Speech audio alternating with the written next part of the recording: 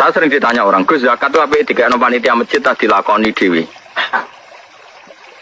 Ya, kue takok dengki apa takok api-apian namanya. Nah, kue dengki apa ngomentari panitia masjid, tak jawab apa yang masjid. Dan sifat dengkimu mbok lawan dewi. Gak, Gus, objektif. Jawaban saya gampang. Misalnya saya punya uang 1 juta. Kebetulan yang miskin itu ponakan saya. Atau orang yang tidak wajib saya tanggung. Jadi zakat itu kan nggak boleh diberikan orang yang wajib ditanggung. Misalnya anak istri kan wajib ditanggung. Tapi kalau ponakan misanan kan sudah ndak tanggungan, ndak wajib maksudnya ya boleh dilakukan. Maka aturannya Quran jelas dahulukan dil kurba, orang yang punya unsur apa? Dan saya tahu kalau saya kasihkan masjid 1 juta dibagi 1 kampung itu nanti ponakan saya untuk selawehu. Itu orang kena tuku beras. Tapi saya sendiri yang memberikan iso keduman 300.000-an dan atau keduman 1 jutaan. Saya harus mengasihkan langsung dengan cara ini corong Jawa kemoto, pemberiannya kemoto. Tapi ada ulama yang cara berpikir tidak seperti itu. Min awalil amri zakat itu harus merata. Wes sara kemoto lah sementing sak desa keduman. Kayak manuk doro Allah. Termasuk mazhab Syafi'i yang dikontrol oleh ashabnya adalah mazhab ini. Ini dengerin yang ada di Mu'in di Anak. Zakat itu asnafnya akan 8. Pinten? 8 ini anggap saja di era modern tinggal berapa sekarang? Yang permanen ada itu fuqara, masakin.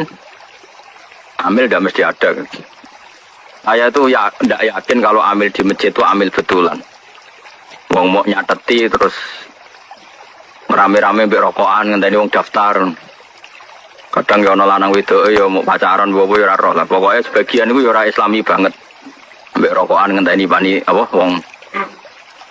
Dulu itu amil tak ceritani ngaten nggih, Pak. Dulu amil itu Nabi itu hidup di Madinah. Itu amil itu disuruh ngambil zakat tuh di Yaman. Ya Madinah ambek Yaman jarake iso mbok bayangno zaman itu, gak naik pesawat. Sehingga cara untuk jajah zakat tuh ono pantese. Tapi kalau ambil sekarang di masjid-masjid itu kangelan tau, tengok-tengok berokokan, terus ono sing nyugoi kopi, terus disita itu sidik-sidik ngono iku terus. Lah iya misalnya terus ono kiai Mustofa Dar, iku yo amil Gus, era modern ngene iki wis cukup darane amil. Yo ono bener yo nyatane amil tenan. Terus sekolah di pendapat ora amil. Ngono-ngono tok wae kok mbok kei. Karo dene sebagian mereka yo wong mampu S1. Kadang jurusan ekonomi, konto zakat, oke. Nah terus, misalnya satu zakatan di masjid itu ada 2 pintal. 2 pintal berarti berapa kilo? 200 kilo, oke. 200 kilo, wong kere ning desa itu 400. Enggak tak latih kowe ben pinter, senengan mau ngaji swarga neraka, tak latih ben utekmu bener. 200 kilo, sing wajib dizakati 400, berarti untuk piranan? 1/2 kilo. 1/2 kilo itu kayak pakanan doro. Napa? Mandara. Nak sing melarat 400 itu 1/2 kilo. Nak sing melarat 800. Seberapa?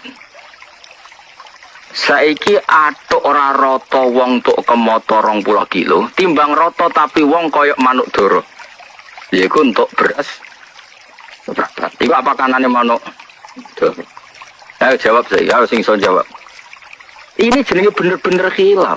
Yang mengatakan takmim harus rata biar adil ya masuk akal. Biar podo-podo pikir kok gak dibagi.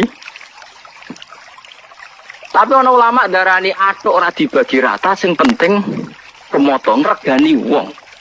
Piye-piye faktor zakat iku ana ikrame, kala bala tukrimun al yatim. Nek ngekeki ana mulyanane, wong dikeki 1/4 kilo iku mulyana tangannya. Mulane wong ku mikir. Paham? Paham tenan to ora? Lah ngono iku jenenge istihad. Istihad tuh mirip-mirip. Iku jenenge ra'yu nasabun yahtamilul khata' wa ra'yu ka khata'un yahtamilus. Pendapatku iku bener tapi yo mungkin salah, tapi kayakku salah tapi mungkin.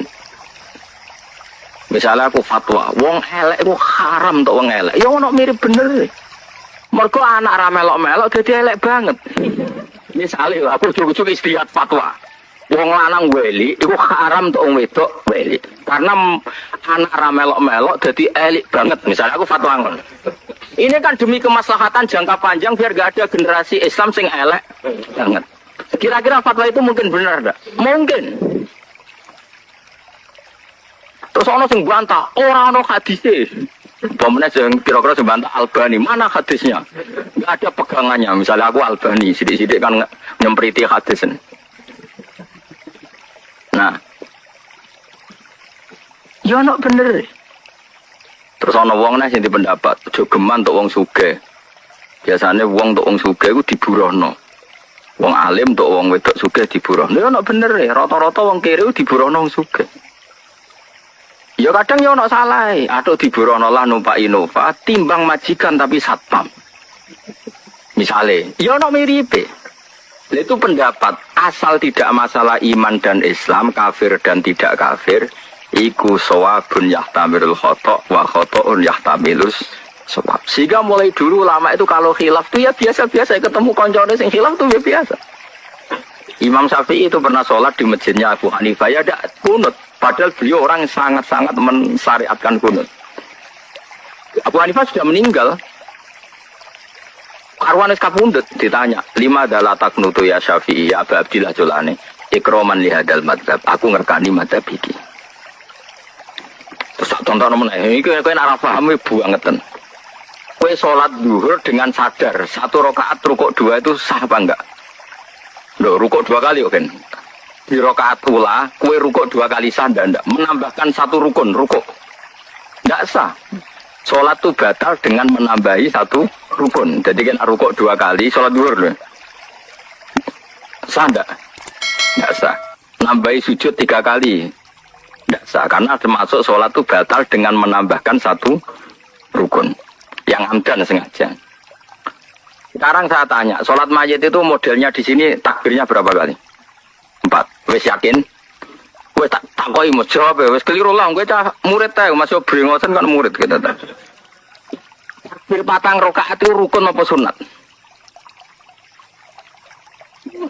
Rukun ning bab salat jenazah takbir 4 rakaat itu jika dijelaskan salat jenazah itu rukunnya 4 yaitu takbir 4 kali yang setelah pertama baca Fatihah, setelah kedua baca sholawat, setelah ketiga doa, setelah keempat sebenarnya salam. Tapi kayak Indonesia doa enggak cek donga meneh. Sebenarnya di Mekah di mana-mana setelah takbir keempat itu langsung takono sing tahu-tahu haji ya, bertakbir keempat sing tahu umroh. Nah, di Mekah langsung salam to apa bebo donga.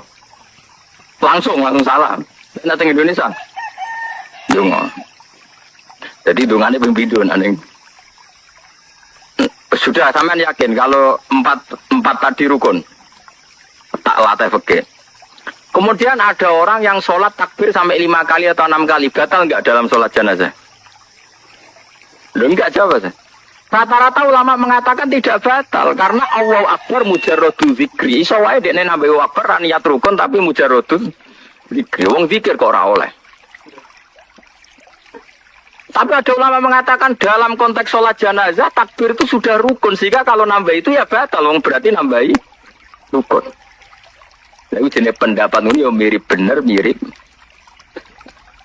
Lah wong awam-awam koyo kowe ora dadi dhuwit kok geger wae iku perelek meneh. Elek wong ya kowe iku anggere menyangkut dhuwit ngono ae kok geger. Mergo ora dadi dhuwit. Wong elek meneh kan neraka ngomongan niku mari neraka. Lah seperti itu terus tak bedhek meneh misale. Enggak jawab ae. Ben kowe ora terlalu dadi ekstremis. Kowe sholat maghrib lah atau sholat isya atau sholat apa saja.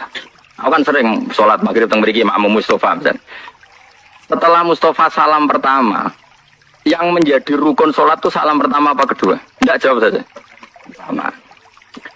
Terus Mustafa jenggot ini Mustafa.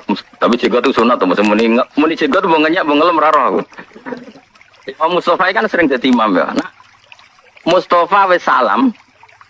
Assalamualaikum warahmatullahi wabarakatuh. Kowe biasa napa?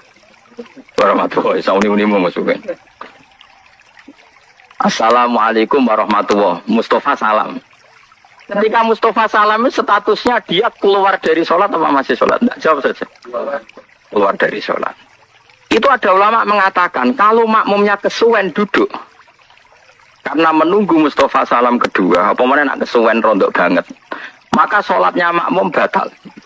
Karena dia menggantungkan sholat sama orang yang sudah tidak sholat. Masuk akal orang? Nah, ini cerita saja. Pendapat itu masuk akal enggak? Masuk akal. Bagaimana mungkin orang yang masih sholat menggantungkan hubungan sholat sama orang yang sekarang sudah ada? Itu makmum sofa, makmum sofa. Lah saya kira orang sholat kok buat makmum. Aneh enggak makmum orang sama orang yang sudah ada sholat? Aneh enggak? Pero anaknya mergo kira iso ngaji. Lah yo selama ini nganggep gak aneh mergo kira iso ngaji. Coba saya bar ngaji iki kok terus aneh. Ngaji iki lho mbak iki teko, nailing tapi yo. Setelah Imam Salam itu dia masih sholat enggak? Terus kowe ngenteni apa jajal pertanyaannya? Kok ngenteni reaksi ini Mustafa? Mau ora imam kok mbok enteni. Berarti kamu mentaklukkan sholat sama orang yang sudah tidak sholat. Maka dianggap batal. Mama mengatakan, enggak batal. Piye-piye, salam kedua itu min mutammimati sholat. Masuk penyempurna sholat. Di mana-mana ngenteni tambah sempurna itu ora batal. Yang ini pendapat khilaf sing babak. Kira-kira satu-satu. Mutu nih. Yang ramutu mau ngono atau dibakas. Yang ada di duit lah. Itu sing elek ngono ya. Makanya saya termasuk orang yang seringnya kalau imam sudah salam pertama aku langsung ngadeg. Tapi sing loro ya sing ra setuju ya banyak. Karena secara etika umumnya yang ngenteni bar salam kedua. Jika di pondok saya di pondok sarang gitu separuh nak imam salam langsung ngadeg, separuh ngenteni. Berarti separuh berakhlak, separuh berfikih. Semono jadi separuh berakhlak, separuh berfikih. Artinya berfikih wong imam wis keluar dari sholat, saya harus secepatnya mandiri. Nggak boleh sama menggantungkan sholat sama orang yang sudah ada tidak sholat. Makanya saya katakan separuh berfikih, separuh beretika, berakhlak. Nah yang seperti ini kok pede mbahmu, wong podo kaya iya. Ini mas, nah yang seperti ini tuh kok terus khilaf pede mbahmu, wong ora mesti bener, ora mesti salah kok pede.